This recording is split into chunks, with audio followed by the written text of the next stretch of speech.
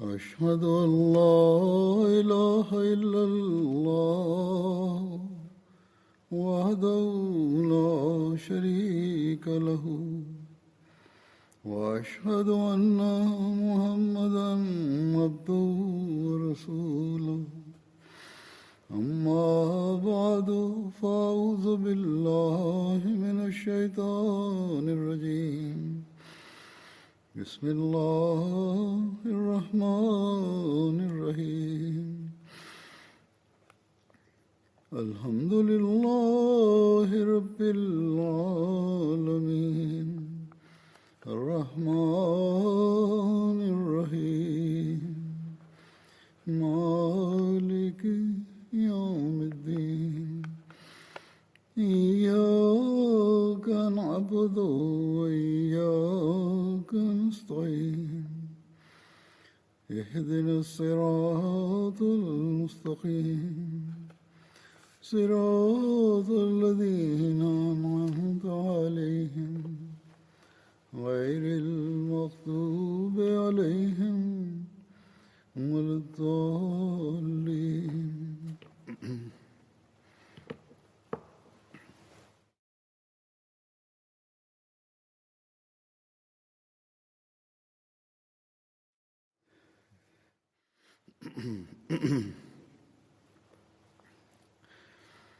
गुज़श्ता खुतबे में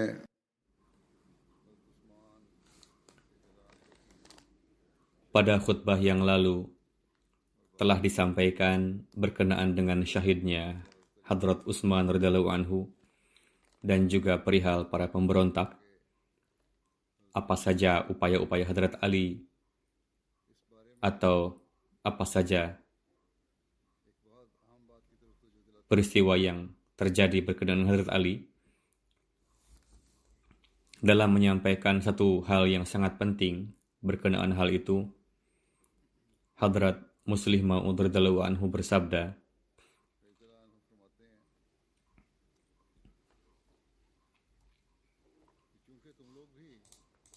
karena kalian pun, yakni para Ahmadi, memiliki kesamaan dengan para sahabat, untuk itu saya ingin menjelaskan sejarah bagaimana umat muslim mengalami kemunduran dan apa saja yang menjadi penyebabnya. Untuk itu, kalian harus waspada. Programkan untuk memberikan pengajaran kepada orang-orang yang baru baiat, yakni berikanlah tarbiyat dan taklim dengan benar. Kefasadan yang terjadi pada zaman Hadrat Utsman bukanlah disebabkan oleh para sahabat. Adapun mereka yang beranggapan bahwa penyebabnya adalah para sahabat, mereka telah terkecoh. Tidak diragukan lagi, banyak para sahabat yang berseberangan dengan Hadrat Ali dan juga Hadrat Muawiyah. Namun, saya katakan bahwa biang kekacauan ini bukanlah sahabat, melainkan orang-orang yang masuk Islam di kemudian hari. Mereka yang tidak pernah bergaul dengan Rasulullah dan tidak pernah duduk di majelis Rasulullah. Untuk itu, saya tarik perhatian kalian dan saya sampaikan metode untuk terhindar dari kekisruhan ini, yakni sering-seringlah berkunjung ke Qadian saat itu beliau berada di Qadian, supaya keimanan kalian mendapatkan penyegaran dan rasa takut kalian kepada Allah Ta'ala semakin meningkat, yakni supaya terjalin hubungan dengan markaz dan juga khilafat. Jika ini dapat dilakukan, maka akan selalu mendapatkan tarbiyat. Pada masa ini, Allah Ta'ala telah memberikan kemudahan dalam wujud MTA kepada kita. Khutbah dapat disaksikan oleh seluruh dunia, ditayangkan, diperdengarkan. Begitu juga program-program lainnya. Untuk itu, untuk tarbiyat adalah penting supaya kita sendiri menelaah buku-buku Hadrat Masih Maud alaihi salam. Jalinlah hubungan dengan MTA, khususnya khutbah Jum'ah. Biasakanlah untuk menyimaknya melalui MTA. Dengan begitu, hubungan dengan khilafat akan terus terjalin, lebih baik, dan juga meningkat. Berkenaan dengan perang Jamal, terdapat dalam riwayat bahwa perang Jamal merupakan peperangan yang terjadi antara Hadrat Aisyah dan Hadrat Ali pada 36 Hijriah.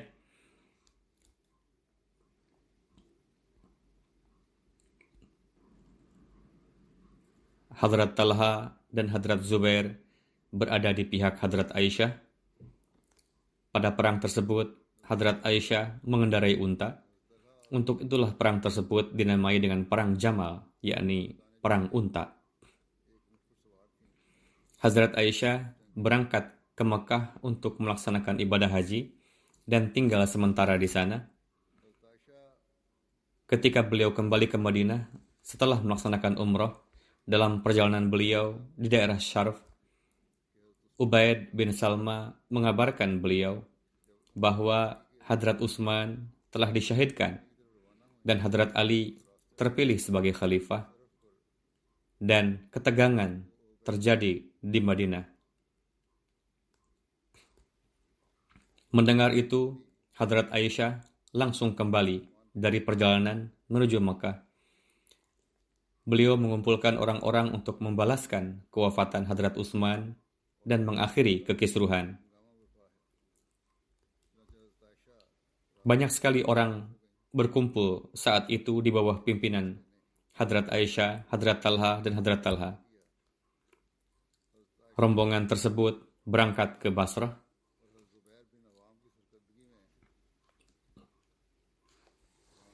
Mengetahui hal itu, Hadrat Ali pun berangkat menuju Basrah.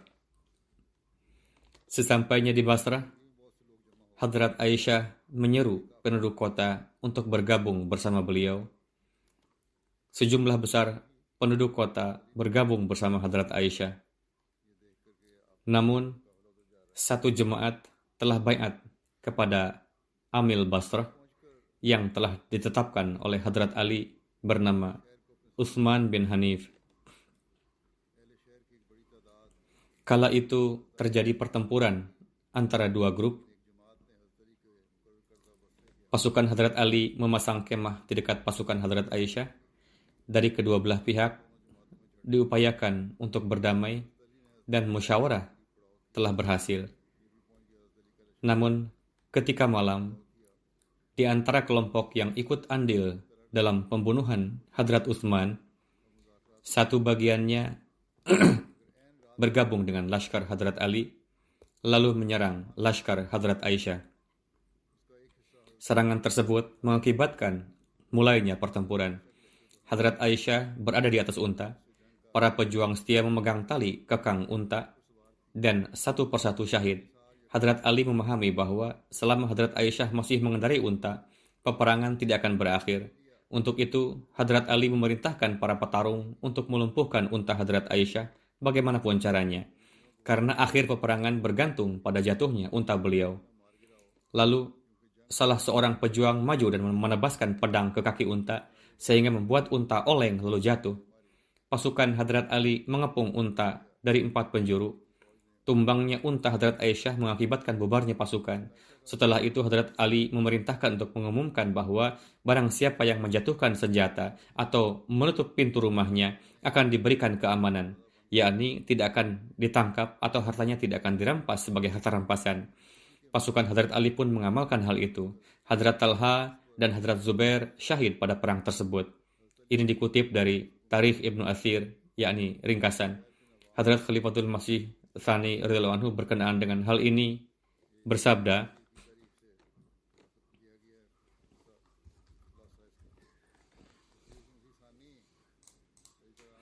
kelompok yang tergabung dalam pembunuhan Hadrat Utsman memprovokasi Hadrat Aisyah untuk mengumumkan jihad, membalas pembunuh Hadrat Utsman. Lalu Hadrat Aisyah mengumumkan dan memanggil para sahabat untuk membantu.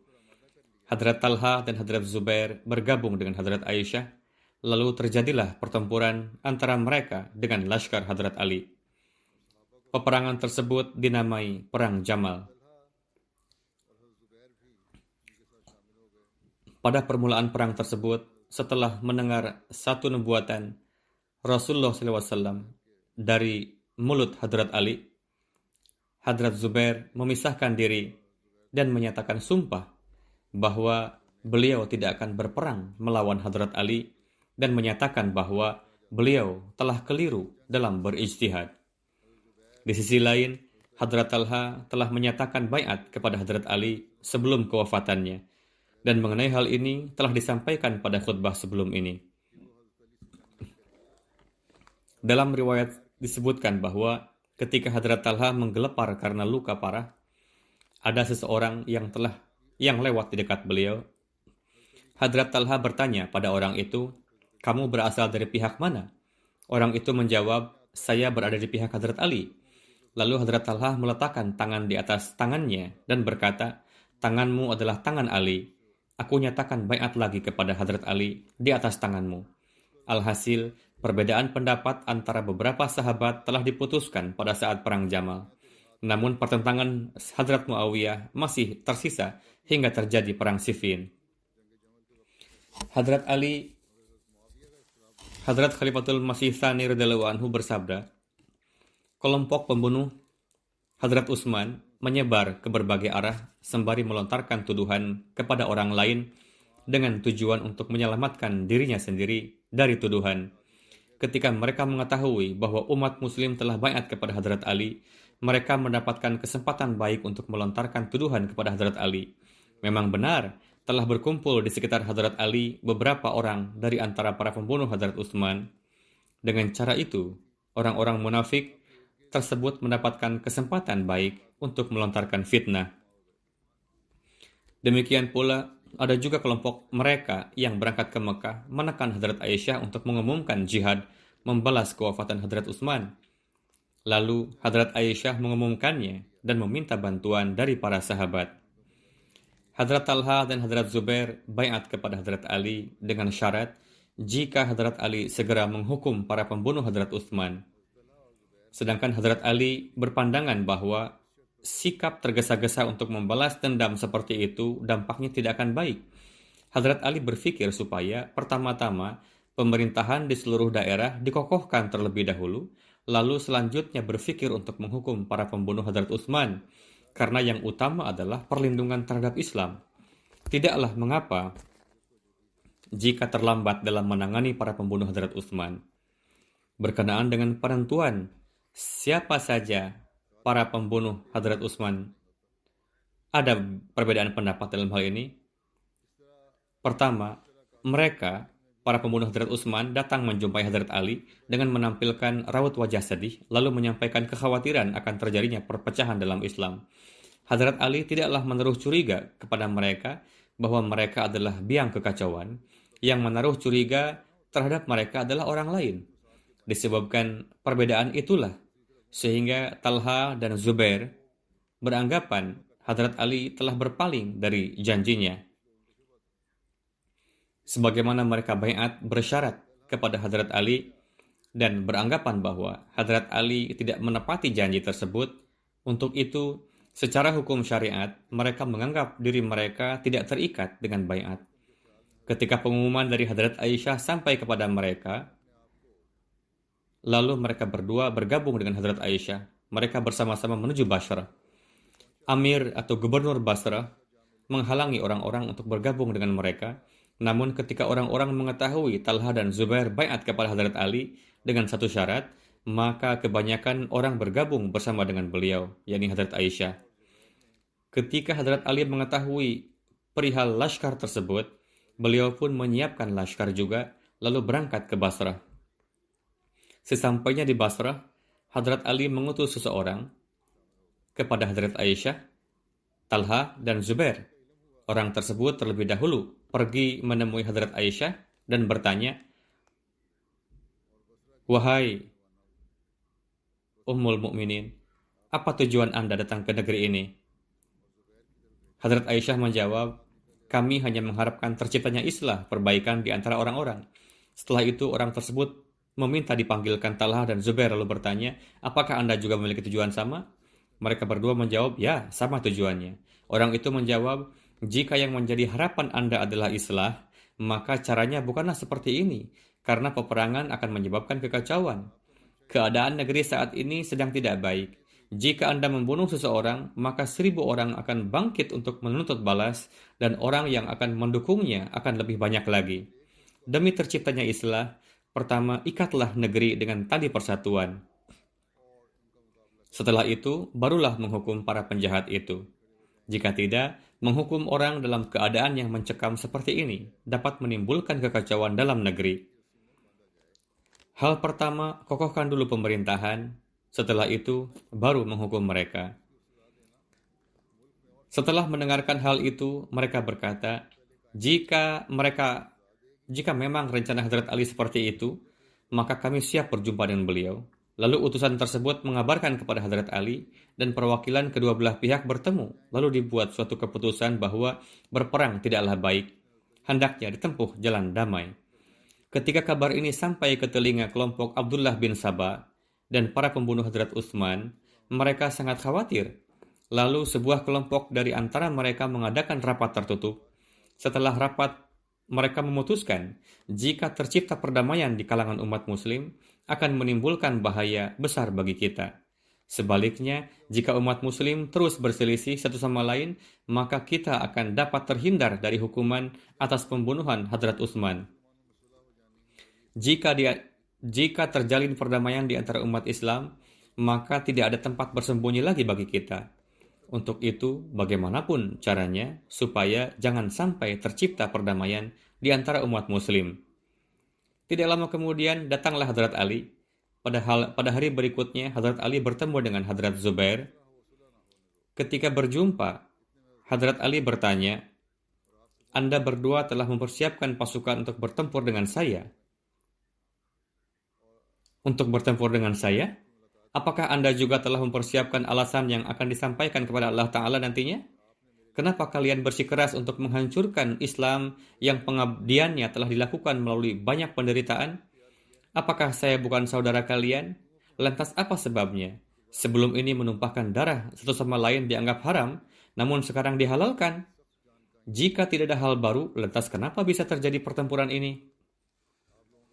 Hadrat Talha yang saat itu bersama dengan Hadrat Zubair berkata kepada Hadrat Ali, Anda telah menghasut orang-orang untuk membunuh Hadrat Utsman. Hadrat Ali berkata, saya melaknat orang-orang yang ikut dalam pembunuhan Hadrat Utsman. Hadrat Ali berkata, tidakkah kamu ingat, Rasulullah pernah bersabda, demi Tuhan, kamu akan berperang melawan Ali, dan dalam keadaan demikian, kamu menjadi orang zalim. Mendengar hal itu, Hadrat Zubair kembali kepada laskarnya dan bersumpah bahwa ia sekali-kali tidak akan berperang melawan Hadrat Ali, lalu berikrar bahwa dirinya telah keliru dalam ijtihadnya. Ketika kabar tersebut menyebar di kalangan para pasukan, semuanya merasa tenang karena tidak akan terjadi peperangan, melainkan perdamaian. Namun kabar tersebut membuat para pengacau merasa cemas. Ketika tiba malam, untuk menghentikan perdamaian ini, mereka menempuh makar dengan cara menghasut sebagian orang dari antara pasukan Hadrat Ali untuk menyerang pasukan Hadrat Aisyah, Hadrat Talha, dan Hadrat Zubair pada malam hari. Begitu juga mereka menghasut sebagian pasukan Hadrat Aisyah untuk menyerang pasukan Hadrat Ali. Hal ini mengakibatkan kegaduhan. Kedua belah pihak saling beranggapan telah ditipu oleh pihak selainnya. Padahal sebenarnya ini merupakan rencana busuk kelompok Abdullah bin Sabah. Ketika peperangan dimulai, Hadrat Ali bersuara, informasikan kepada Hadrat Aisyah, mungkin melalui beliau Allah Ta'ala akan menjauhkan kekacauan ini. Lalu unta Hadrat Aisyah dikedepankan, namun akibatnya malah lebih berbahaya lagi. Melihat hal itu, para pengacau berpikir bahwa upaya rencana busuk mereka akan berbalik kepada mereka. Lalu para pengacau mulai menghujani unta Hadrat Aisyah dengan panah. Hadrat Aisyah mulai berteriak, "Wahai manusia, tinggalkanlah peperangan. Ingatlah Tuhan dan hari penghisaban." Namun, para pengacau tidak menghentikannya, malah terus melontarkan panah pada unta Hadrat Aisyah. Penduduk Basrah bersama dengan laskar yang berkumpul di sekitar Hadrat Aisyah melihat kejadian tersebut naik pitam. Mereka marah melihat kelancangan yang dilakukan kepada Hadrat Ummul Mukminin. Dengan marah besar, mereka menarik pedang dan menyerang pasukan lawan. Keadaan saat itu adalah unta Hadrat Aisyah menjadi markas peperangan. Sahabat dan para pejuang pemberani berkumpul di sekitarnya dan terbunuh satu persatu. Namun para pengacau tetap tidak meninggalkan serangannya pada unta Hadrat Aisyah. Hadrat Zubair tidak ikut serta pada perang tersebut. Beliau pergi ke suatu tempat, namun ada seorang kurang ajar yang mengikutinya lalu mensyahidkan beliau dari arah belakang ketika beliau tengah salat. Sementara itu, Hadrat Talha terbunuh di tangan para pengacau itu di medan perang. Ketika melihat perang semakin berkecamuk, berpikiran bahwa perang tidak akan berakhir sebelum Hadrat Aisyah dipindahkan dari tempatnya, lalu sebagian orang memotong kaki unta Hadrat Aisyah, lalu menurunkan tandu Hadrat Aisyah ke tanah.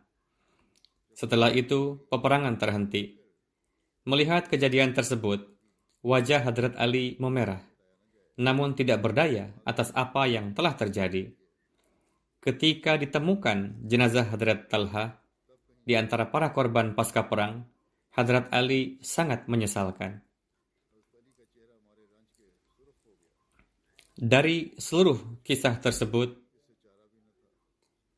jelas bahwa tidak ada campur tangan sahabat dalam peperangan tersebut, melainkan perang itu ialah ulah para pembunuh Hadrat Utsman jugalah. Hadrat Talha dan Hadrat Zubair wafat dalam keadaan baiat kepada Hadrat Ali karena mereka telah kembali pada iradahnya dan berikrar untuk menyertai Hadrat Ali, namun mereka terbunuh di tangan para penjahat. Hadrat Ali melaknat para pembunuh itu. Setelah berakhirnya perang Jamal, Hadrat Ali menyiapkan kendaraan dan perbekalan untuk Hadrat Aisyah, dan beliau sendiri ikut pergi mengantar Hadrat Aisyah dan memberangkatkan orang-orang yang ingin ikut mengiringi Hadrat Aisyah. Pada hari kepergian Hadrat Aisyah, Hadrat Ali menemui Hadrat Aisyah lalu berdiri. Di hadapan orang-orang, Hadrat Aisyah tampil dan bersabda, "Wahai anak-anakku, kita telah saling menimpakan penderitaan, aniaya, dan saling memancing kemarahan satu sama lain. Di masa yang akan datang, disebabkan oleh perselisihan ini, jangan ada lagi saling menganiaya satu sama lain. Demi Tuhan, sejak semula tidak ada pertentangan antara saya dengan Hadrat Ali. Selain dari permasalahan antara keluarga dan kekerabatan yang sudah lumrah terjadi, yakni perkara-perkara kecil. Hadrat Ali merupakan sarana bagiku untuk meraih kebaikan." Hadrat Ali bersabda, "Wahai manusia, baik dan benar apa yang telah dikatakan oleh Hadrat Aisyah. Hanya itulah yang menjadi penyebab perselisihan antara saya dengan Hadrat Aisyah. Hadrat Aisyah adalah istri suci Rasulullah Sallallahu Alaihi Wasallam di dunia dan akhirat." Hadrat Ali ikut berjalan sampai bermil-mil untuk melepas Hadrat Aisyah. Hadrat Ali memerintahkan putra-putranya untuk mengiringi Hadrat Ali dan kembali esok harinya. Riwayat Tibri.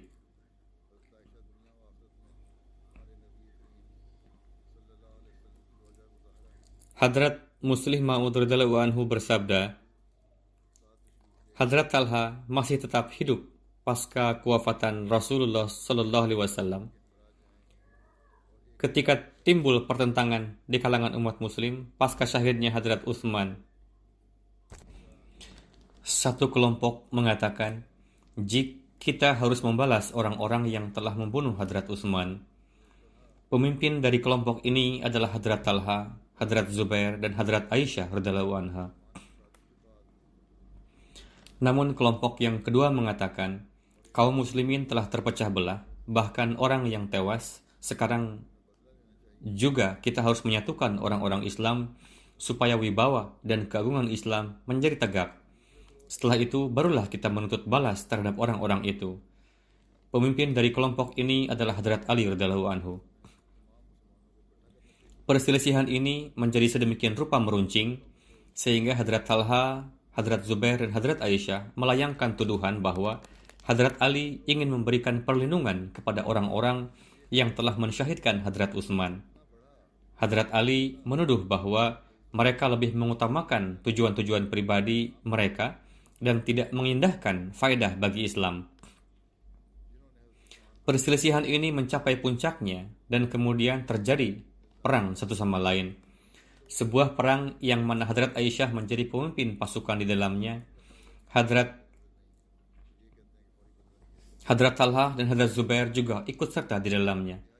Lalu ada seorang sahabat datang kepada Hadrat Talha dan berkata kepada beliau, "Talha, apakah engkau ingat bahwa pada suatu kesempatan aku dan engkau duduk di majelis Hadrat Rasulullah dan Rasulullah bersabda, Talha, akan datang suatu masa di mana engkau akan berada dalam satu laskar dan Ali akan berada dalam laskar yang lainnya. Dan Ali berada di atas kebenaran, sedangkan engkau berada di atas kekeliruan."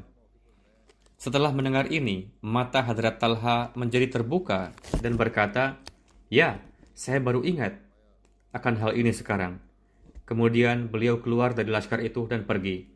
Ketika beliau pergi meninggalkan peperangan supaya sabda Hadrat Rasulullah SAW tersebut terpenuhi, maka seseorang yang keji, yang adalah seorang prajurit dari laskar Hadrat Ali, menebaskan pedang pendek kepada beliau dan mensyahidkan beliau.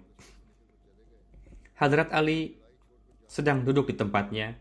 Pembunuh Hadrat Talha tersebut dengan pemikiran bahwa ia akan mendapatkan hadiah yang besar, datang dengan berlari dan berkata kepada Hadrat Ali, "Wahai Amirul Mukminin, aku membawa kabar mengenai terbunuhnya musuh Anda." Hadrat Ali bertanya, "Musuh yang mana?" Orang itu berkata, "Wahai Amirul Mukminin, aku telah membunuh Talha." Hadrat Ali berkata, "Wahai manusia, aku juga ingin mengabarkan kepadamu dari Hadrat Rasulullah bahwa kamu akan dimasukkan ke dalam neraka. Karena suatu kali ketika Talha dan aku tengah duduk, Rasulullah pernah bersabda, 'Wahai Talha, pada suatu waktu engkau akan menanggung penghinaan demi kebenaran dan keadilan, dan seseorang akan membunuh engkau, namun Allah Ta'ala akan memasukkan orang itu ke dalam Jahannam.'" Berkenaan dengan perang Siffin tertulis, perang ini terjadi antara Hadrat Ali dan Hadrat Amir Muawiyah pada tahun 37 Hijriah. Daerah Siffin terletak di antara Syria dan Irak. Hadrat Ali berangkat dari Kufah dengan membawa laskar. Ketika tiba di Siffin, melihat laskar Syria sudah berkemah sejak sebelumnya di bawah pimpinan Amir Muawiyah. Satu kelompok laskarnya sudah menguasai tepi sungai Firat. Hadrat Ali meyakinkan kelompok tersebut bahwa kami datang bukan untuk bertempur, melainkan datang untuk mencari solusi bersama dengan Amir Muawiyah. Namun Amir Muawiyah tidak sependapat untuk melakukan itu. Laskar Syria atau Syam melarang laskar Hadrat Ali untuk mengambil air dari sungai Firat. Lalu Hadrat Ali memerintahkan pasukannya untuk menyerang. Lalu laskar Hadrat Ali berhasil mengalahkan pasukan lawan dan membuat jalan untuk sampai ke sungai. Hadrat Ali memberikan izin kepada pasukan Syria untuk mengambil air dari sungai Firat dan membawanya. Padahal sebelumnya mereka melarang pasukan Hadrat Ali untuk mengambil air darinya. Amir Muawiyah meminta supaya Hadrat Ali menyerahkan para pembunuh Hadrat Utsman kepadanya. Suatu hari, ketika ada resiko meletusnya pertempuran, maka perwakilan dari kedua belah pihak menghentikannya. Peperangan bermula pada bulan Safar 37 Hijri. Sebelum terjadi perang, terjadi ketegangan, namun disebabkan karena takut akan akibatnya yang merugikan jiwa, kedua belah pihak menghindarinya. Untuk mempertahankan segala kemungkinan terciptanya perdamaian, kedua belah pihak sepakat untuk berdamai, sementara pada bulan-bulan yang diharamkan. Namun, upaya tersebut tidak berhasil. Untuk itu, pada awal bulan Safar, diumumkan lagi rencana secara resmi untuk berperang. Ketika pertempuran terus terjadi sampai beberapa masa tanpa adanya keputusan pasti, lalu Amir Muawiyah merasa putus asa. Dalam kondisi genting seperti itu, Hadrat Amr bin As memberikan musyawarah kepada beliau agar mengikat Al-Quran di bagian atas tombak dan berkata, hendaknya diputuskan sesuai dengan hukum kitab ini. Lalu dilakukanlah seperti itu. Sebagai akibatnya, timbullah selisih pendapat di antara pengikut Hadrat Ali. Sebagian besar di antaranya mengatakan, permohonan untuk meminta keputusan dari Allah Ta'ala tidaklah bisa ditolak. Dengan demikian, Hadrat Ali memulangkan pasukan yang berada di bagian depan sehingga peperangan terhenti. Sebagian besar pasukan Hadrat Ali menyetujui usulan Amir Muawiyah agar kedua belah pihak memilih hakam, supaya kedua hakam tersebut bersama-sama memutuskan sesuai dengan Quran Majid. Dalam kitab tarikh, kejadian tersebut disebut dengan istilah tahkim, yakni penghakiman, pemutusan, pengambilan keputusan. Pasukan Syam memilih Hadrat Amr bin As, sedangkan Hadrat Ali memilih Hadrat Abu Musa Asy'ari setelah menandatangani surat pernyataan Laskar bubar. Riwayat Ibnu Athir.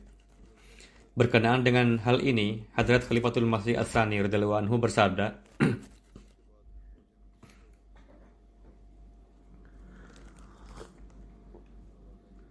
dalam perang tersebut, kawan-kawan Amir Muawiyah melakukan kelicikan dengan cara mengikat Al-Quran dengan ujung tombak lalu berkata, apapun yang diputuskan oleh Al-Quran, kami akan menyetujuinya. Untuk tujuan itulah seharusnya dipilih hakam. Lalu para pengacau itu jugalah yang bersekongkol dalam konspirasi pembunuhan Hadrat Utsman dan yang segera bergabung dengan Hadrat Ali pasca syahidnya Hadrat Utsman demi menyelamatkan. Mereka mulai menekan Hadrat Ali bahwa apa yang dikatakan itu benar adanya. Untuk itu, silahkan Tuan tetapkan hakam. Hadrat Ali berkali-kali menolaknya, namun orang-orang yang bertabiat lemah itu yang tertipu, memaksa Hadrat Ali untuk menetapkan hakam. Lalu dipilihlah Amr bin As sebagai hakam dari pihak Muawiyah dan Hadrat Abu Musa Asy'ari dari pihak Hadrat Ali. Penghakiman ini sebenarnya dalam kasus pembunuhan Hadrat Utsman dengan syarat keputusannya berdasarkan Al-Quran, yakni keputusan yang diambil harus sesuai dengan hukum Al-Quran untuk menghukum para pembunuh Hadrat Utsman. Namun Amr bin As dan Abu Musa Asy'ari keduanya bermusyawarah dan memutuskan bahwa akan lebih baik jika terlebih dulu Hadrat Ali dan Hadrat Amir Muawiyah keduanya dimakzulkan dari keamirannya. Padahal penetapan hakam tadi bertujuan untuk memutuskan berkenaan dengan pembunuhan Hadrat Utsman. Namun keputusan yang diambil oleh kedua hakam itu malah pertama-tama memakzulkan keduanya, kemudian akan dibicarakan lebih lanjut. Mereka beranggapan karena segenap umat muslim terjerumus dalam musibah disebabkan oleh kedua orang ini. Kemudian menurut mereka, setelah itu biarkanlah umat muslim untuk memutuskan secara bebas agar mengangkat khalifah sesuai dengan yang dikehendaki. Pemikiran kedua hakam tersebut adalah keliru. Mereka tidak ditugaskan untuk itu. Alhasil, untuk mengumumkan keputusan tersebut, mereka mengadakan satu acara. Saat itu Hadrat Amr bin As berkata kepada Hadrat Abu Musa Asy'ari untuk pertama-tama mengumumkan keputusannya. Setelah itu giliran Amr bin As. Lalu Hadrat Abu Musa mengumumkan agar memakzulkan Hadrat Ali sebagai khalifah. Setelah itu, Hadrat Amr bin As berdiri dan berkata, Abu Musa telah memakzulkan Hadrat Ali dan saya pun sepakat dengan keputusan beliau untuk memakzulkan Hadrat Ali. Namun, aku tidak akan memakzulkan Muawiyah.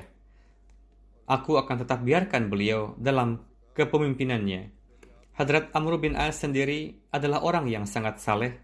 Namun, Hadrat Muslim Maud bersabda, saya tidak ingin membahas hal ini, yakni kenapa beliau memutuskan seperti itu. Meskipun tingginya kesalehan beliau, namun beliau telah termakan oleh hasutan mereka atau apapun itu penyebabnya. Itu adalah topik terpisah. Bagaimanapun keputusan yang diberikan adalah keliru. Kawan-kawan Muawiyah mulai mengatakan bahwa para hakam itu memberikan keputusan yang berpihak pada Muawiyah, bukan kepada Ali. Namun Ali menolak keputusan tersebut dan berkata, hakam tersebut dipilih bukan untuk tujuan itu, dan tidak juga keputusan hakam itu berdasarkan Al-Quran.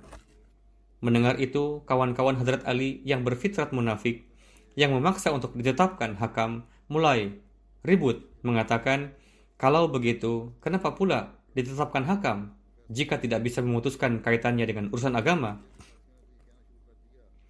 Hadrat Ali menjawab, pertama-tama, tercantum dalam perjanjian bahwa keputusan akan diambil berdasarkan hukum Al-Quran, yang mana itu tidak diamalkan oleh para hakam. Kedua hakim ini ditetapkan atas dasar desakan kalian, namun sekarang kalian berbalik mengatakan bahwa akulah yang menetapkan hakam tersebut. Mereka berkata bahwa apa yang kami katakan itu adalah kekeliruan kami, namun yang menjadi pertanyaan adalah kenapa Anda menyetujuinya? Maksudnya adalah para pemberontak, orang-orang munafik ini mengakui bahwa mereka adalah pendosa. Untuk itu, Anda pun, yakni Hazrat Ali, telah sama seperti kami, berdosa. Kami telah bertaubat dari kesalahan kami, untuk itu Anda pun hendaknya bertaubat jugalah. Dan akuilah bahwa apa yang telah Anda lakukan itu adalah perkara yang tidak jaiz. Itu kata mereka. Maksud mereka adalah, jika Hadrat Ali menolak, maka mereka akan menarik baiat mereka. Bahwa karena Hadrat Ali dipandang telah melakukan perbuatan yang bertentangan dengan ajaran Islam, untuk itu kami tidak akan bertahan dalam baiat kepada Anda. Jika Hadrat Ali taubat dari kesalahannya dan mengakui dan menyatakan baiatnya, maka tetap saja kekhalifahan Hadrat Ali akan batil. Karena orang yang melakukan dosa yang begitu besar, bagaimana bisa tetap menjadi khalifah? Ketika Hadrat Ali mendengar hal ini, beliau berkata, saya tidak melakukan kesalahan apa-apa. Hal yang mendasari saya menetapkan hakam ini dipandang jaiz berdasarkan hukum Islam. Selebihnya, ketika menetapkan hakam, saya tetapkan syarat dengan jelas bahwa apapun keputusan yang akan diambil nantinya, saya akan menyetujuinya jika didasarkan pada Al-Quran dan hadis. Jika tidak, saya tidak akan menyetujuinya, walau bagaimanapun. Karena mereka tidak mengindahkan syarat ini, tidak juga mereka memutuskan sesuai dengan tujuan yang diharapkan. Untuk itu, keputusannya bagi saya tidaklah menjadi hujjah. Namun, mereka tidak mengakui alasan Hadrat Ali ini, lalu menarik diri dari baiat yang kemudian disebut Khawarij. Mereka memiliki keyakinan bahwa wujud khilafah yang wajib ditaati tidaklah ada. Yang akan menjadi dasar untuk mengamalkan sesuatu adalah keputusan mayoritas muslim. Karena meyakini seseorang sebagai amir yang wajib ditaati adalah bertentangan dengan la hakama illa lillah. Perang Nehrawan terjadi pada tahun 38 Hijriah.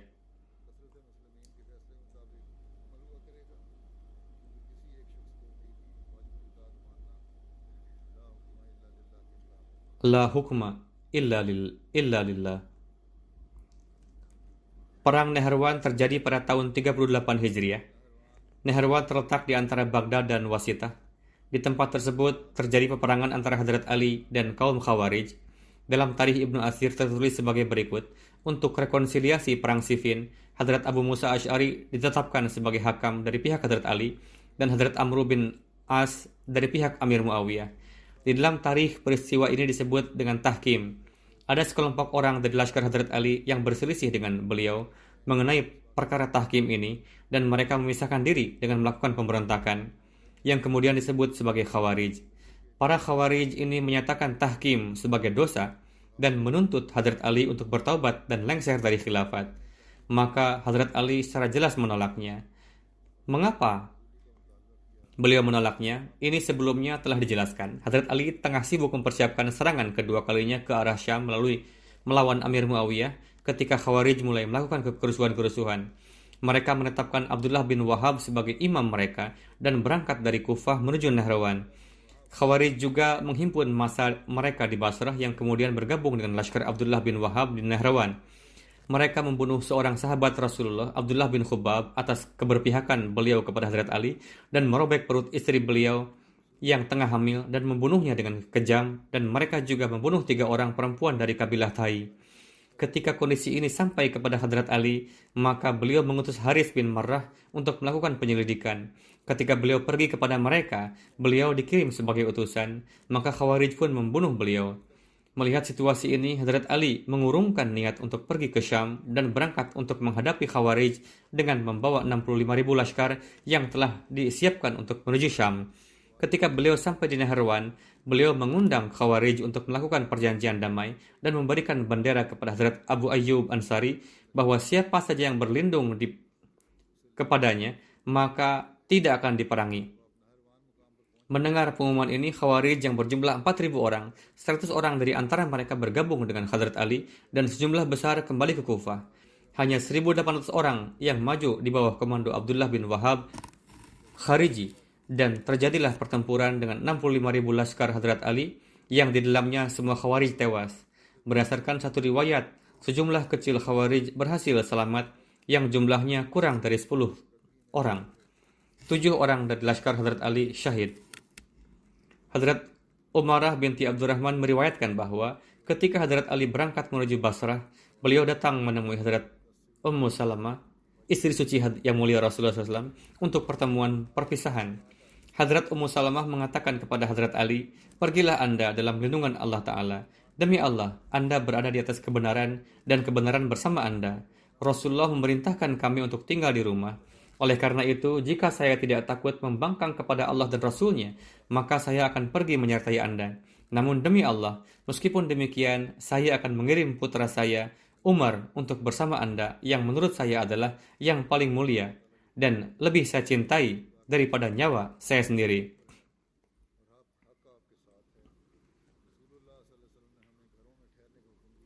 Walhasil, riwayat ini masih terus berlanjut. Demikian juga pada kesempatan yang akan datang. Insya Allah pada minggu depan akan dilanjutkan. Hari ini pun saya ingin menghimbau untuk berdoa bagi para Ahmadi di Pakistan dan Aljazair. Ada berita gembira dari Aljazair bahwa 2-3 hari yang lalu, 2 pengadilan yang berbeda telah membebaskan banyak para Ahmadi yang dikenakan tuduhan palsu. Semoga Allah Ta'ala memberikan ganjaran kepada para hakim yang adil tersebut dan memberikan taufik kepada pihak penegak hukum lainnya yang sedang melakukan gugatan hukum yang palsu terhadap para Ahmadi untuk dapat bersikap adil. Para pejabat dan hakim di Pakistan yang telah begitu jauh melenceng dari keadilan dan menyalahgunakan wewenang mereka, semoga Allah Ta'ala juga memberikan mereka taufik supaya mengeluarkan kebencian dan kedengkian dari hati mereka dan bisa memahami permasalahan yang sebenarnya. Adapun orang-orang yang dalam pandangan Allah Ta'ala tidak ditakdirkan untuk terjadi islah, semoga Allah Ta'ala segera menyediakan sarana untuk mencengkeram mereka dan menyediakan sarana kedamaian dan ketentraman bagi para Ahmadi di Pakistan.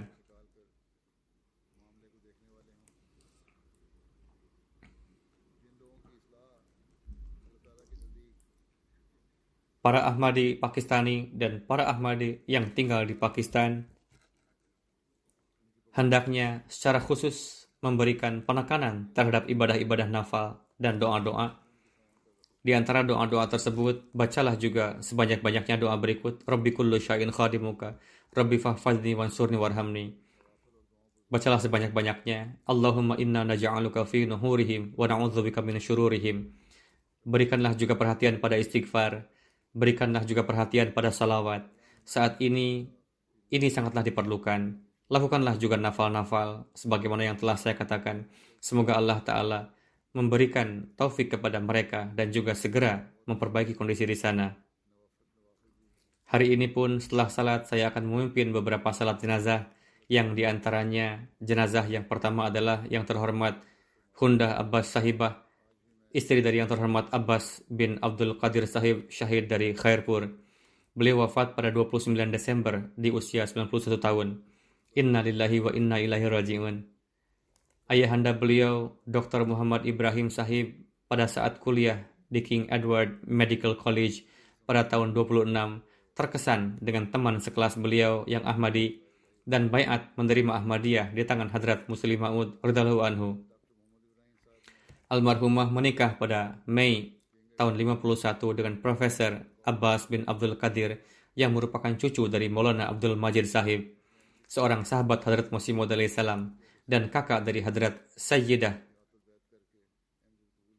Sarah Begum Sahibah, istri Hadrat Khalifatul Masih Al-Thani, adalah putra dari Profesor Abdul Qadir Sahib. Pada tahun 74, suami almarhumah, Profesor Abdul Qadir Sahib, disyahidkan di Khairpur, dan almarhumah menghadapinya dengan penuh kesabaran dan sedikit pun tidak memperlihatkan keputusasaan dan ridho dengan keputusan Allah Ta'ala. Atas kesyahidan suaminya, saudara sepupunya yang ghair Ahmadi menulis surat takziah bahwa Abbas adalah seorang yang sangat baik, seandainya saja kesuduhannya berada di atas jalan petunjuk. Maka Hundah Sahibah menulis jawabannya. Beliau mengatakan, saya bangga bahwa suami saya mengorbankan jiwanya di jalan yang merupakan jalan petunjuk. Kemudian di masa sekolahnya, Hundah Sahibah berteman dekat Syafiqah Sahibah yang secara kebetulan menjadi istri dari Jenderal Ziaul Haq. Suatu kali setelah suaminya menjadi presiden Pakistan, ia mengatakan bahwa semua orang datang menemuiku, namun Hundah tidak datang. Hundah Sahibah mengetahui hal ini. Mendengar ini, beliau mengatakan, saya tidak ingin menemui istri dari seorang yang memusuhi imam saya tercinta, Hadrat Masih Maud alaihi salam, dan jemaat beliau alaihi salam. Dan kemudian beliau tidak pernah menemuinya. Almarhumah memiliki banyak keistimewaan-keistimewaan. Almarhumah sangat menyukai kebersihan, sopan, seorang wanita yang sangat salehah dan mukhlis, rajin salat dan puasa, serta menanamkan hal ini juga kepada anak-anaknya. Bersegera dalam pembayaran canda, selalu siap untuk berbuat kebaikan-kebaikan. Pada bulan Ramadan, almarhumah setiap hari biasanya menyiapkan buka puasa bagi banyak orang di rumahnya. Memiliki ikatan dan kecintaan yang kuat terhadap khilafat. Almarhumah secara rutin menulis surat kepada saya dengan tangannya sendiri. Almarhumah banyak menelaah buku-buku Hadrat Masih Maud alaihi salam, buku-buku jemaat, dan Al-Fazl hingga akhir hayatnya. Pada 2006, putri bungsu almarhum, Dr. Amira, bersama dengan kedua anaknya wafat dalam kecelakaan lalu lintas, dan almarhumah menghadapi musibah ini dengan penuh ketabahan dan memperlihatkan satu contoh kesabaran. Semua kerabat dan orang-orang yang mengenal almarhumah sangat mencintai almarhumah dikarenakan begitu banyaknya kebaikan-kebaikan almarhumah. Kerabat-kerabat ghair Ahmadi pun memiliki jalinan kecintaan yang kuat dengan almarhumah. Di antara yang ditinggalkan antara lain 3 orang putri dan 2 orang putra yang tinggal di Amerika, Kanada, dan Norwegia. Semoga Allah Ta'ala memberikan taufik kepada putra-putri almarhumah untuk dapat meneruskan kebaikan-kebaikan almarhumah dan meninggikan derajat almarhumah. Jenazah selanjutnya Rizwan Said Naimi dari Irak yang wafat pada 13 November di usia 70 tahun. Inna lillahi wa inna ilaihi raji'un. Putra beliau Mustafa Naimi Sahib menulis, ayah saya melihat di dalam mimpi tengah bersama Hadrat Sayyid Abdul Qadir Jailani, yang mana beliau memberikan sepatunya kepada ayah saya. Ayah saya merasa malu untuk menerimanya dan mengatakan, apa kedudukan saya sehingga saya bisa mengenakan sepatu Sayyid Abdul Qadir Jailani? Namun Sayyid Abdul Qadir Jailani memaksa, lalu ayahanda memakainya. Setelah itu, Sayyid Abdul Qadir Jailani menunjuk kepada seseorang dan jemaatnya dan memerintahkan ayah saya untuk bergabung bersama mereka. Setelah itu, Rizwan Amini Sahib dalam mimpi bertemu dengan Hadrat Rasulullah. Beberapa tahun kemudian, beliau mengenal jemaat melalui MTA. Maka Rizwan Sahib mengatakan bahwa pertemuan beliau dengan Rasulullah di dalam mimpi maksudnya adalah pengutusan khadim sejati beliau sallallahu alaihi wasallam, yakni Hadrat Masih Maud alaihi salam. Dan dalam mimpi lainnya, sosok seseorang beserta jemaatnya yang ditunjuk oleh Syekh Abdul Qadir Jalani dan diperintahkan untuk bergabung dengan mereka, maksudnya adalah Khalifatul Masih dan jemaat beliau. Oleh karena itu, beliau baiat pada tahun 2012. Almarhum seorang yang sangat saleh dan suka membantu kerabat-kerabatnya serta orang-orang yang miskin.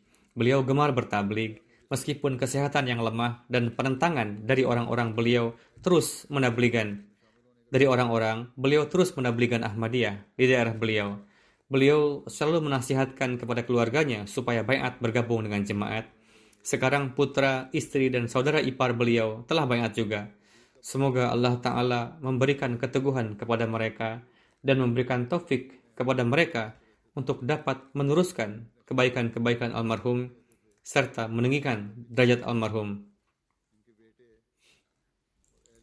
Jenazah selanjutnya yang terhormat Malik Ali Muhammad Sahib dari Hajkah distrik Sargodha yang merupakan ayahanda dari mubalik jemaat di Kenya, Muhammad Afzal Zafar Sahib.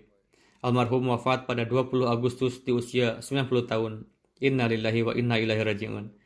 Pada tahun 74, beliau mendapatkan karunia menjadi orang yang dipenjara di jalan Allah Ta'ala. Almarhum sangat menghormati para karyawan jemaat, para wakfeh zindagi, para mubalik, dan mu'allim.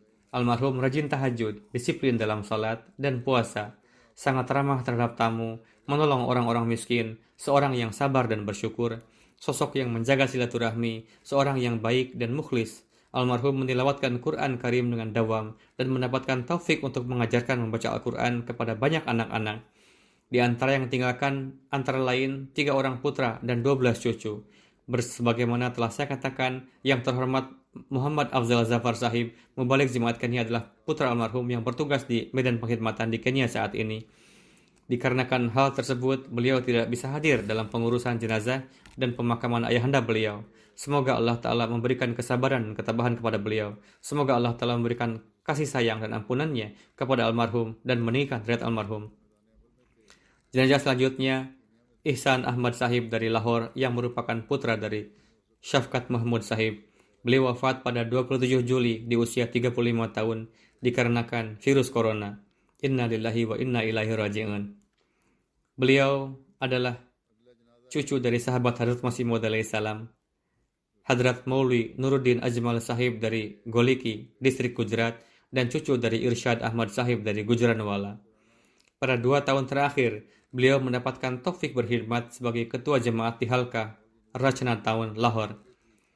Selain itu, mendapatkan taufik berkhidmat sebagai sekretaris mubayin baru di keamiran wilayah Delegate.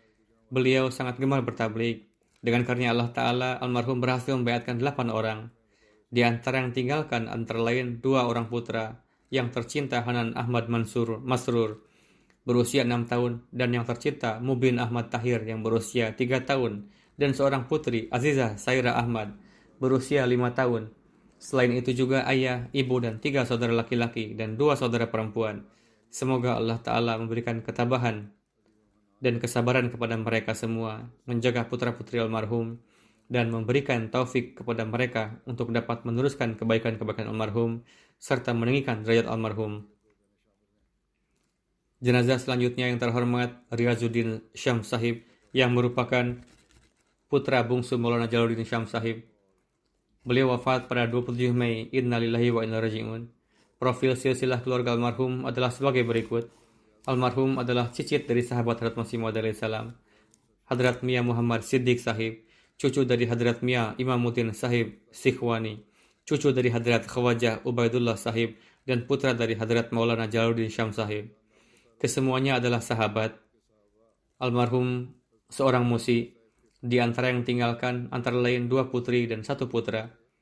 Semoga Allah Ta'ala memberikan kesabaran ketabahan kepada putra-putri beliau. Istri beliau telah wafat sebelumnya. Semoga Allah Ta'ala memberikan ampunan dan kasih sayangnya kepada almarhum dan meninggikan derajat almarhum. Saudara beliau, Muniruddin Syam Sahib, menulis bahwa almarhum memiliki banyak keistimewaan. Disiplin dalam salat, selalu menasihatkan mengenai salat kepada anak-anaknya.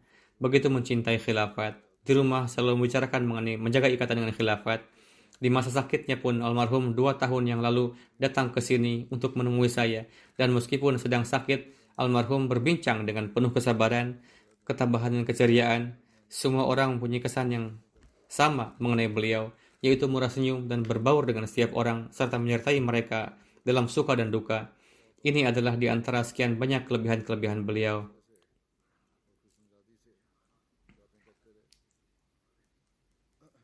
Semoga Allah Ta'ala memberikan ampunan dan kasih sayang kepada almarhum dan meninggikan derajat almarhum.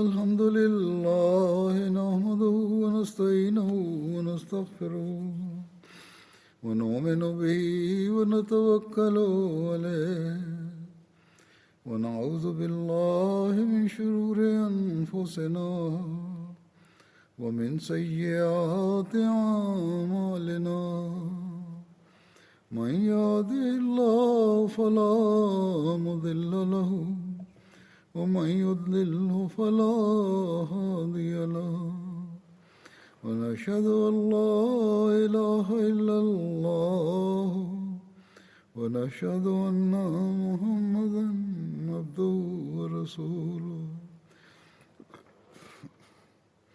عباد الله رحمكم الله إن الله يأمر بالعدل والإحسان وإيتاء ذي القربى وينهى عن الفحشاء والمنكر والبغي يعظكم لعلكم تذكرون اذكروا الله يذكركم وادعوه يستجب لكم ولذكر الله